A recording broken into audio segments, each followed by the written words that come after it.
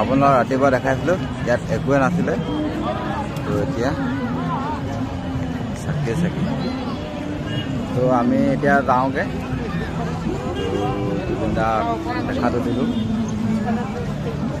আমি আকৌ আহিম এটা বেলেগ ধৰণৰ কাৰ্যসূচী লৈ তো যেতিয়ালৈকে জুবিন দাই ন্যায় নাপায় আমি বেলেগ ধৰণৰ কাৰ্যসূচী ল'ম আৰু আপোনালোকেও তেনেকৈ মাত মাতিব লাগিব তো সকলোৱে ছাপোৰ্টটো থাকিব লাগিব আমি দুটাই একো নহয় আমি দুটাইতো এতিয়া ধৰি লওক আপোনালোক ক'ব বিচাৰোঁ এইটো ট্ৰেইলাৰ লিখীয়া ধৰি লওক গোটেই অসমখনৰ মানুহে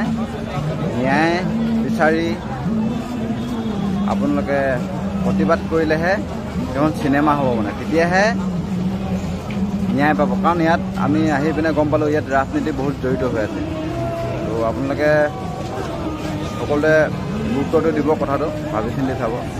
তো এতিয়া পৰিৱেশ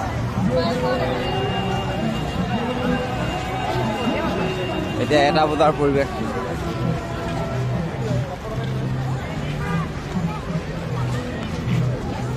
বেয়াও লাগিছে এতিয়া যামগৈ আৰু